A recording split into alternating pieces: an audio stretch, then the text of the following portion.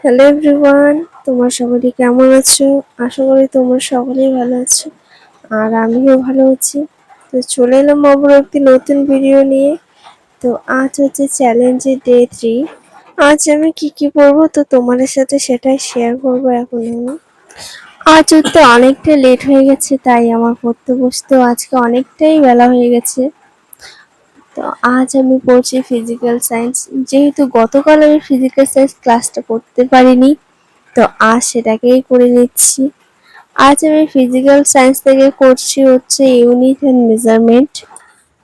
Class শেষ করার পর আমি যেহেতু বই থেকে পড়বো, তাই ক্লাসে যা যা করানো হলো, যেগুলি ইম্পর্টেন্ট নোটস যা এই বইটিতে নেই, তো সেগুলি আমি লিখে নিচ্ছি।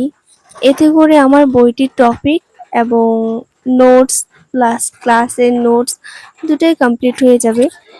তোমরা একটি ভালো বই কিনে এইভাবে তোমাদের বেসিক কমপ্লিট করে নিতে পারো, এতে তোমাদের দুটোই কমপ্লিট হয়ে যাবে। আশা করি এই টিপসটি তোমাদের কাজে লাগবে। ফিজিক্যাল সায়েন্সের ক্লাসের নোটসগুলি কমপ্লিট করে আমি এখন লাইফ সায়েন্স করতে বসেছি।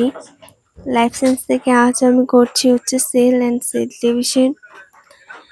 এখানেও আমি ক্লাসটা শেষ করার পর বইটিতে ইম্পর্টেন্ট নোটসগুলি লিখে রাখবো। আমি মনে করি প্রতিটি ক্লাস শেষ করার পর সেই ক্লাসগুলির নোটস সাথে সাথে করে নেওয়াটাই ভালো। এতে করে তোমাদের রিভিশন হয়ে যাবে।